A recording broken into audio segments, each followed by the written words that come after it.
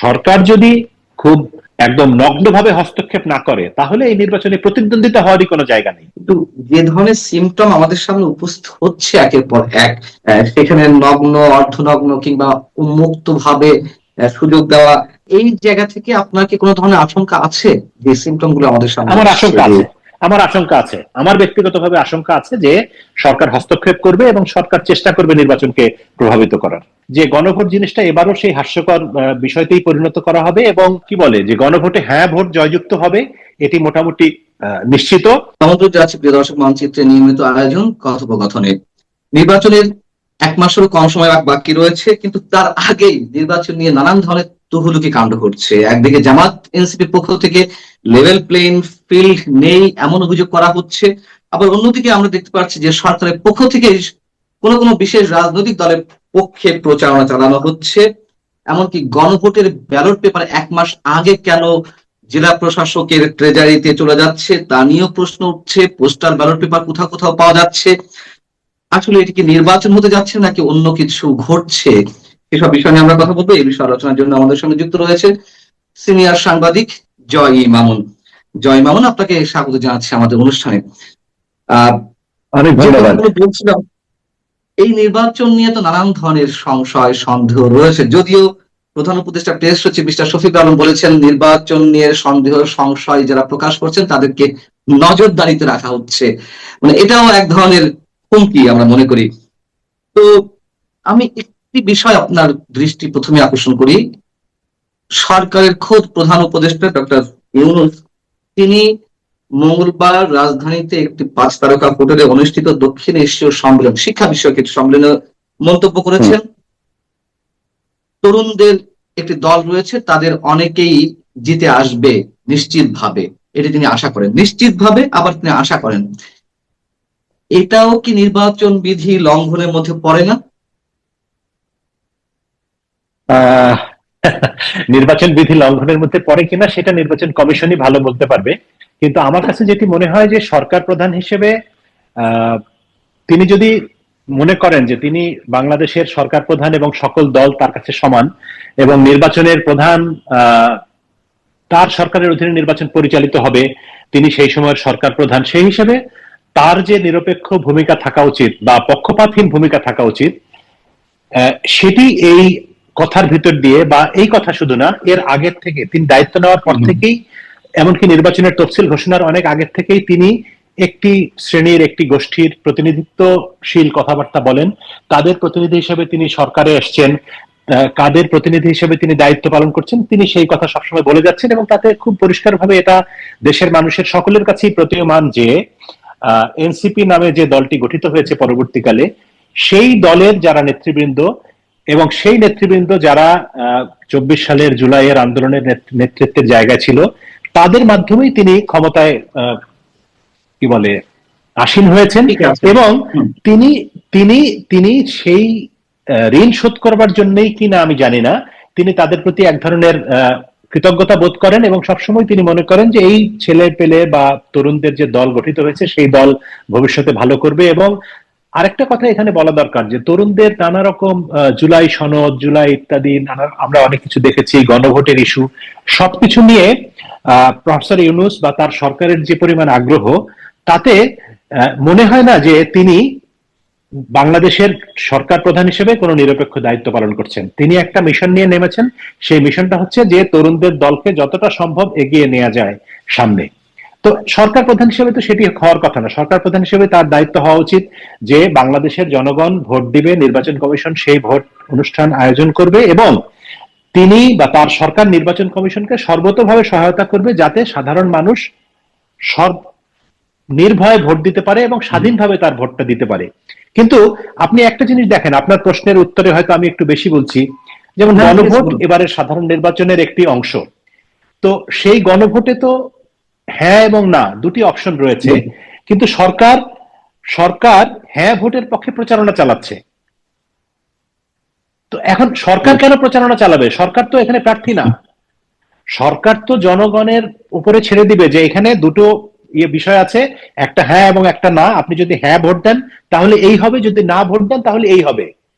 তো আপনি হ্যাঁ ভোট দেন, এই কথা করে রাষ্ট্রের আপনার আমার করের পয়সা খরচ করে রাষ্ট্রীয় আহ, গণমাধ্যম ব্যবহার করে, রাষ্ট্রীয় প্রচার মাধ্যম ব্যবহার করে, বিজ্ঞাপন বানিয়ে, সোশ্যাল মিডিয়াকে ব্যবহার করে তারা হ্যাঁ ভোটের পক্ষে প্রচারণা চালাচ্ছেন। তার মানে কি এটা তো নিরপেক্ষতা হলো না? হ্যাঁ ভোট কাজের কাদের এজেন্ডা সেটা তো আমরা জানি, দেশের মানুষ জানে। রাজনৈতিক দলগুলো যদি করে, বিএনপি করতে পারে, এনসিপি করতে পারে, জামাত ইসলামী করতে পারে, বা অন্য যারা আছে তারা করতে পারে কোনো হ্যাঁ হ্যাঁ এর পক্ষে প্রচারণা, না এর পক্ষে প্রচারণা। এটি তো ভোট মানে তো আপনি তো ভোটে যখন দিয়েছেন তার মানে হচ্ছে যে এটি তো পাশ হয়নি, এটি পাশ হওয়ার জন্য আপনি জনগণের কাছে আবেদন করছেন। তো জনগণের কাছে আবেদন করার জন্য তো আপনাকে পুরো জিনিসটা পরিষ্কার করে তুলে ধরতে হবে। সেটি তুলে ধরবে যাদের এজেন্ডা, তারা রাজনৈতিক দলগুলো। এটা তো সরকারের এজেন্ডা না। তো সরকার যখন সেটি তুলে ধরে এবং রাষ্ট্রের পয়সা খরচ করে, জনগণের পয়সা খরচ করে, তখন বোঝাই যায় যে এই সরকার নিরপেক্ষতার জায়গায় নাই। এই সরকারটি একটি দলের মনোনীত সরকার এবং তাদের পারপাস সার্ভ করবার জন্যই এরা আসছে এবং সেইভাবে দায়িত্ব পালন করছে। আর নির্বাচনের ব্যাপারে আমি যেটি মনে করি যে হ্যাঁ, নির্বাচন নামে আপনি যেটি বলছিলেন আপনার প্রশ্নের ভেতরে যে আসলে কি হতে যাচ্ছে, আমি বিশ্বাস করতে চাই যে বাংলাদেশে একটি নির্বাচন হতে যাচ্ছে।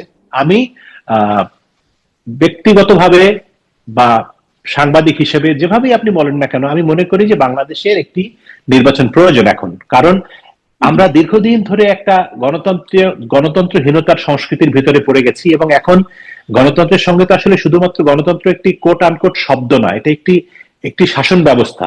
এই শাসন ব্যবস্থায় মানুষের অধিকার নিশ্চিত করতে হয়, এই আইনের শাসন নিশ্চিত করতে হয়, জনগণের প্রতিনিধিত্ব নিশ্চিত করতে হয় এবং সেই জনপ্রতিনিধিদের জবাবদিহিতা নিশ্চিত করতে হয়। এর একটাও তো এখন বিদ্যমান নেই দেশে।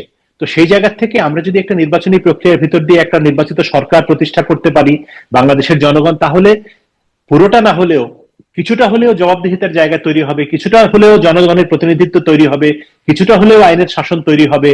তো সেই জায়গা থেকে আমি মনে করি যে একটা নির্বাচন হওয়া দরকার এবং সেই নির্বাচনটার দিকেই বাংলাদেশ এগোচ্ছে। এখন সেই নির্বাচনটা কি রকমের হবে সেটি তো আসলে নির্বাচন কমিশন, সরকার এবং যারা নির্বাচনের মাঠের খেলোয়াড় অর্থাৎ রাজনৈতিক দল, তারা বলতে পারবে যে কতটা ভালোভাবে হচ্ছে। আর আমি সাংবাদিক হিসেবে এখন তো আসলে বলতে গেলে আমি মাঠে কাজ করার সুযোগও ওই রকম ভাবে নেই সাংবাদিক হিসেবে। তো ফলে একদম মাঠের খবরও আমার কাছে পুরোপুরি নেই, কিন্তু একটা জিনিস আমি বুঝি সেটি হচ্ছে যে বাংলাদেশের মানুষ যে কোনো সময় কিন্তু নির্বাচন চায়, যে কোনো পরিস্থিতিতেই একটা প্রতিদ্বন্দ্বিতাপূর্ণ নির্বাচন চায়। এখন সেই নির্বাচনটা কতটা প্রতিদ্বন্দ্বিতাপূর্ণ হবে সেটি ভিন্ন প্রশ্ন। সেই জায়গা থেকে আমার প্রশ্ন, যেমন ব্যালট পেপার 1 মাস আগেই 12ই ফেব্রুয়ারি নির্বাচন, 11ই জানুয়ারি, 12ই জানুয়ারির মধ্যে বিভিন্ন জেলার প্রশাসকদের কার্যালয়ে ট্রেজারিতে চলে গেছে গণভোটের ব্যালট পেপার। যেখানে নির্বাচনের ব্যালট পেপার তার আগের দিন রাত্রেই সংশ্লিষ্ট কেন্দ্রগুলোতে পৌঁছায়, সেখানে এই যে গণভোট নিয়ে বিশাল একটি আয়োজন, বিশাল একটি রাজনৈতিক মতভেদ মতপার্থক্যের জায়গা থেকে একই দিনে নির্বাচন অনুষ্ঠিত হচ্ছে, গণভোট এবং জাতীয় নির্বাচন। সেই ব্যালট পেপার যদি 1 মাস আগে পৌঁছায়, সেখান থেকে কোনো প্রশ্ন ওঠার সুযোগ রয়েছে আপনার মনে হয়? আহ, আপনার প্রশ্নের ভিতরেই আসলে এই প্রশ্নের উত্তর রয়েছে। প্রশ্ন ওঠার সুযোগ তো রয়েছেই। যদি না থাকতো তাহলে তো বাংলাদেশে যুগে যুগে এই গণভোট নিয়ে এত প্রশ্ন উঠতো না। বাংলাদেশের ইতিহাসে যে কয়টা গণভোট হয়েছে কোনোটাই তো প্রশ্নের ঊর্ধ্বে না। প্রশ্ন শুধু না, মানে বিরাট রকমের প্রশ্ন এবং হাস্যকর রকমের ভোট হয়েছে। এবারে মানুষ আশা করতে চায় যে এবারে গণভোটটা অন্তত হাস্যকর হবে না। কিন্তু আমার ব্যক্তিগতভাবে কেন যেন একটা সন্দেহ হয় যে গণভোট জিনিসটা এবারও সেই হাস্যকর বিষয়তেই পরিণত করা হবে এবং আহ কি বলে যে গণভোটে হ্যাঁ ভোট জয়যুক্ত হবে, এটি মোটামুটি নিশ্চিত। এবং এই প্রসঙ্গে আমি একটু ব্যক্তিগতভাবে আমার দু একটা স্মৃতি বা অভিজ্ঞতা বলতে চাই। গণভোট যখন নির্ধারিত হলো জুলাই সনদ ইত্যাদির মাধ্যমে যে গণভোট করতে হবে, সরকার আইন পাশ করলো গণভোটের, এবং গণভোটের জন্য 4টি প্রশ্ন নির্ধারিত হলো, যে 4টি প্রশ্নের একটি উত্তর হ্যাঁ অথবা না। তো পৃথিবীর কোন প্রশ্নপত্রে কোন পরীক্ষায় 4টি প্রশ্নের উত্তর এক হতে পারে, একটা হতে পারে? আমি আমি একবার এই সরকারের একজন উপদেষ্টাকে, খুবই প্রভাবশালী একজন উপদেষ্টাকে জিজ্ঞেস করেছিলাম যে ভাই, 4টা প্রশ্ন একটা উত্তর, এটা কি করে সম্ভব? পৃথিবীর কোন পরীক্ষায় তো এরকম প্রশ্ন হওয়া সম্ভব না। তো বাংলায় একটা কথা আছে, লেজ পেতে দেওয়া। উপদেষ্টা মহোদয় সঙ্গে সঙ্গে লেজ পেতে দিলেন, বললেন যে হ্যাঁ আমি তো একদম আপনার সঙ্গে একমত। আসলেই তো 4টা প্রশ্নের একটা উত্তর হওয়া উচিত না। কিন্তু আমি যখন এই এই ক্যাবিনেট মিটিং এই প্রসঙ্গটা তুললাম, তারা এটা মানলই না কোনোভাবে, বিশেষ করে রিয়াজ ভাই। মানে আলী রিয়াজ, যিনি গণভোটের উদ্যোক্তা বা এই যে সংবিধান সংস্কার কমিশনের প্রধান, অনানুষ্ঠানিক প্রধান, চেয়ার, অনানুষ্ঠানিক প্রধান বলছি কারণ মূল চেয়ার তো প্রফেসর ইউনূস নিজেই সরকার প্রধান হিসেবে। তো উনি আমাকে বললেন, উপদেষ্টা, আমি নাম বলছি না কিন্তু চাইলে বলতে পারবো, তিনি বললেন যে রিয়াজ ভাই তো রাজি হলো না, তিনি এটা মানতেই চাইলেন না কোনোভাবে। তো তার মানে হচ্ছে যে দুটো কারণ হতে পারে তার এই উত্তরের। একটি কারণ হতে পারে যে তিনি আমাকে অ্যাভয়েড করার জন্য, তর্ক করতে না চান না বলে এইভাবে উত্তর দিলেন। আরেকটা হতে পারে যে তোমরা যা খুশি তাই ভাবো, তাতে আমাদের কিছু যায় আসে না, আমরা যা করেছি সেটাই ঠিক আছে। তো আপনি যদি গণতন্ত্রের জায়গা থেকে, মানুষের মতামতের জায়গা থেকে চিন্তা করেন যে ওখানে 4টা প্রশ্ন আছে, 4টা প্রথমটার সঙ্গে আমি একমত, দ্বিতীয়টার সঙ্গে আমি একমত না, আমি প্রথমটায় হ্যাঁ দিব, দ্বিতীয়টাতে না দিব, আবার তৃতীয়টাতে হ্যাঁ দিব, বা চতুর্থটাতেও হ্যাঁ দিব, কোনো একটাতে না দিতে পারি, কিন্তু সেই অপশন তো আমাকে দেওয়া হয় নাই। আমাকে বলা হলো যে 4টা মিলিয়ে একটা উত্তর দিতে হবে। ফলে গণভোটের পদ্ধতিটাই ত্রুটিপূর্ণ।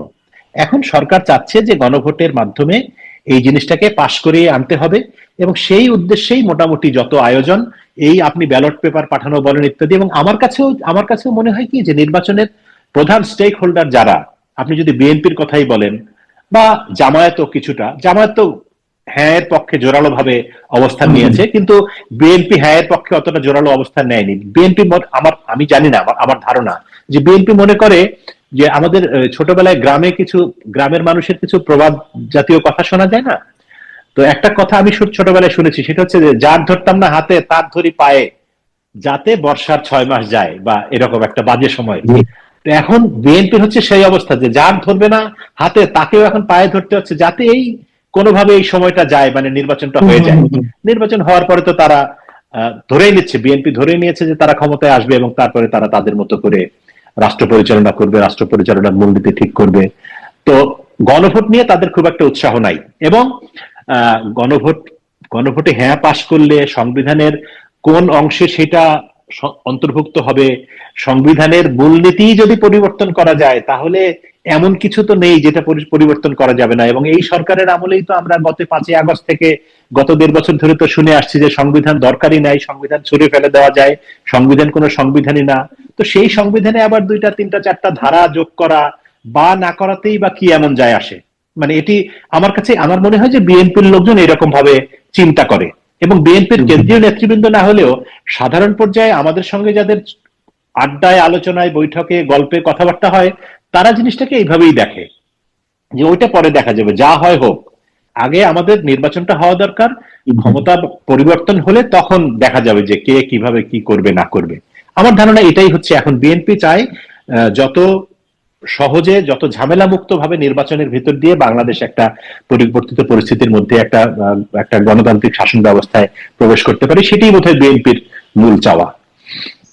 সেই জায়গা থেকেই আমার প্রশ্ন, সাংবাদিক জয় মামুন, আপনি যেটা বলছিলেন প্রথমে যে নির্বাচনটি অবশ্যই দরকার, এই মুহূর্তে নির্বাচন গণতান্ত্রিক প্রক্রিয়ায় বাংলাদেশের জন্য খুবই জরুরি, এটি আমরা সবাই বিশ্বাস করি।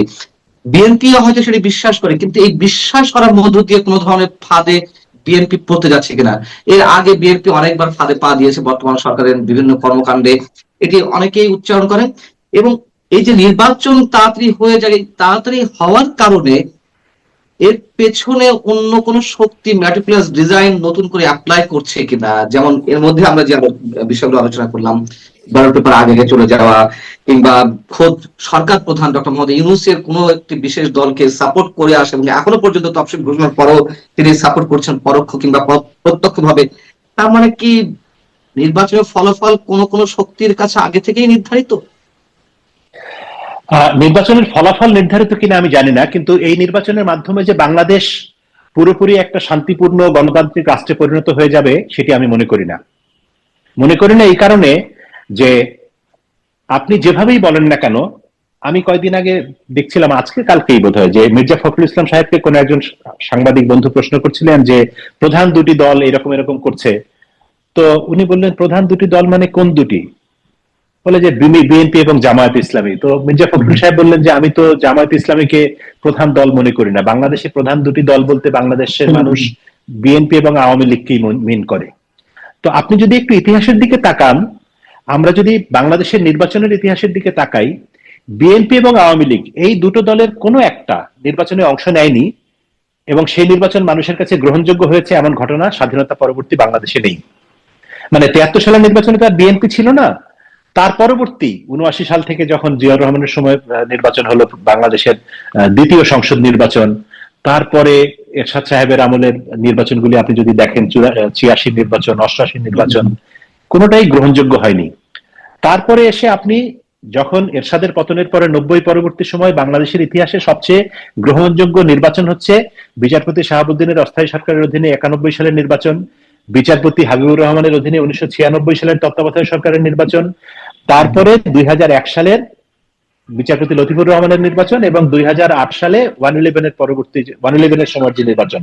এই 4টি নির্বাচনকে বলা হয়, বাংলাদেশের মানুষ মনে করে যে এটি সবচেয়ে গ্রহণযোগ্য নির্বাচন স্বাধীনতা পরবর্তী সময়ের।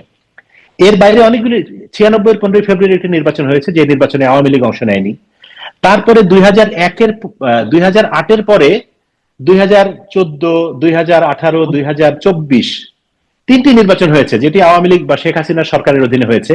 কোনোটাই কিন্তু মানুষের কাছে গ্রহণযোগ্যতা পায়নি। শতভাগ গ্রহণযোগ্যতা পাওয়ার জন্য অবশ্যই বিএনপি এবং আওয়ামী লীগ এই দুই প্রধান দলকে অংশ নিতে হয়েছে, অতীতের ইতিহাস বলে। এখন না, এবার 2018 বাংলাদেশে অংশ এমন, নিয়েছে, 2018 তো অংশ নিয়েছে, তবে ওটা রাতের ভোট হয়েছে হ্যাঁ আর কি। হ্যাঁ হ্যাঁ হ্যাঁ সেই জন্য হ্যাঁ ওইটা হ্যাঁ হ্যাঁ আমি দুঃখিত যে বিএনপি 18-তে নিয়েছে, কিন্তু সেটাতে এমন নজিরবিহীন কারচুপি হয়েছিল যে রাতের ভোটের ঘটনা তো মানে আমরা কম বেশি জানি, এবং আমি তো সেটি বলতে গিয়ে এক ধরনের ঝামেলার মুখে নির্বাচন কমিশনে বলেছিলাম, এবং তখন সরকারের নানা রকম তোপের মুখে পড়েছিলাম। এটা আমাদের সাংবাদিক বন্ধুরা জানে, বা ইউটিউবে এখনো সেটি পাওয়া যায়। তো 18-তে নির্বাচনে অংশ নিয়েও সেই নির্বাচনটিকে প্রশ্নবিদ্ধের বাইরে নেওয়া যায় নাই, মানে প্রশ্নমুক্ত রাখা যায়নি। তো সেখানে বিএনপি নির্বাচনে অংশই নিল না, সেই নির্বাচন তো গ্রহণযোগ্য হওয়ার কোনো কারণ নাই। আজকে আওয়ামী লীগকে আপনি নির্বাচনের বাইরে রাখছেন, আইন করে হোক, নিষিদ্ধ কি বলে এটিকে, রাষ্ট্রপতির যে প্রজ্ঞাপন করে হোক, যেভাবেই হোক, আওয়ামী লীগ নির্বাচনের বাইরে।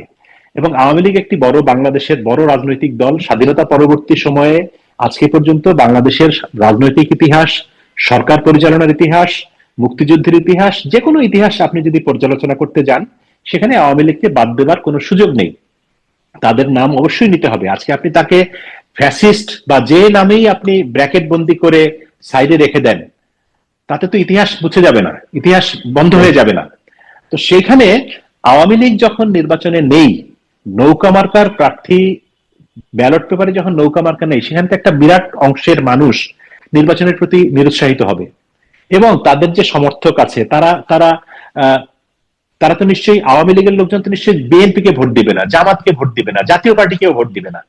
এবং জাতীয় পার্টি তো একটা চিরদিনেরই একটা হাস্যকর পার্টি আমার কাছে মনে হয়। এরশাদ সাহেব যতদিন জীবিত ছিলেন, তখনও সকালে এক কথা, সন্ধ্যায় আরেক কথা, রাত্রে আরেক কথা, পরদিন সকালে আরেক কথা। তো ওনার পার্টির, ওনার মৃত্যুর পরে ওনার ভাই বেরাদার যারা আছেন, তারাও একই রকম আচরণ করছেন। ফলে জাতীয় পার্টি কোনোদিনও মানুষের আস্থার জায়গায় ছিল না। এরশাদ সাহেব তার স্বৈরাচারী ক্ষমতা ব্যবহার করে 9 বছর রাষ্ট্র পরিচালনা করেছেন, কিন্তু ভোটের জায়গায়, কিন্তু ভোটের রাজনীতিতে বাংলাদেশে বিএনপি আওয়ামী লীগ চিরদিন ছিল, এখনো আছে। ফলে আওয়ামী লীগ বিএনপি যে কোনো এক দলকে বাদ দিয়ে নির্বাচন করলে সেই নির্বাচন গ্রহণযোগ্য হবে না। এবং সেই নির্বাচিত সরকার, হ্যাঁ, শেখ হাসিনার সরকার দীর্ঘদিনের অভিজ্ঞতার কারণে নানা রকম রাষ্ট্রযন্ত্রকে করায়ত্ত করে, মানে সামরিক, বেসামরিক, আমলাতন্ত্র, পুলিশ, রাজনৈতিক সংগঠনকে মিলিয়ে তিনি দীর্ঘদিন ক্ষমতায় ছিলেন, এবং নির্বাচনকে হাস্যকর মাত্রায় তিনি উপনীত করেছিলেন। কিন্তু এখন তো যারাই ক্ষমতায় আসুক, তারা তো সেই লেভেলের নাজুক অবস্থায়, মানে সেই লেভেলের শক্তিশালী অবস্থায় নেই। এখন তো সবাই নাজুক অবস্থায়। ফলে তাদের পক্ষে, যারাই ক্ষমতায় আসুক, তাদের পক্ষে একটা শক্ত রাজনৈতিক ভিত্তি তৈরি করে 5 বছর সরকার পরিচালনা করা, রাষ্ট্র পরিচালনা করা খুব কঠিন হবে বলে আমার কাছে মনে হয়। ফলে আমি ব্যক্তিগতভাবে মনে করি যে একটা নির্বাচন হওয়া দরকার, নির্বাচন হবে। যারাই ক্ষমতায় আসুক, তাদের সামনেও কঠিন সময়, বাংলাদেশের সামনেই আসলে সব মিলিয়ে কঠিন সময়। আমরা শেষ করবো জয় মামুন, তবে তার আগে আরেকটি বিষয় আপনার দৃষ্টি আকর্ষণ করছি। সেটা হচ্ছে নানান ধরনের জরিপ পরিচালিত হচ্ছে। কোনো জরিপে দেখা যাচ্ছে যে প্রথম আলোর জরিপে বলা হচ্ছে 70% মানুষ বিএনপি কে ভোট দিতে চায়, 30% মানুষ জামাতকে ভোট দিতে চায়, বা 27% মানুষ। আবার কোন জরিপ বেশ হাড্ডাহাড্ডির বা মেসেজ আমাদেরকে দিচ্ছে, যেমন কালবেলা একটি জরিপ পরিচালনা করলো, বা এর আগে আরো কয়েকটি প্রতিষ্ঠান এরকম জরিপ পরিচালনা করেছে, যেখানে বলা হচ্ছে হাড্ডাহাড্ডি লড়াই হবে। যেমন আমরা তো জানি যে বাংলাদেশের দুটি প্রধান রাজনৈতিক দল আওয়ামী লীগ বিএনপি, যেটি মির্জা ফখরুল ইসলামের একটি বক্তব্যকে আপনি কোট করলেন। তো সেই জায়গায় এই জরিপগুলোর পেছনে কি কোনো ধরনের ডিজাইন কাজ করছে? আচ্ছা শোনেন, বাংলাদেশের রাজনীতিতে সবকিছুই ডিজাইনে চলে, আগেও চলতো, এখনো চলে, স্বাধীনতা পরবর্তী সময় থেকেই চলে।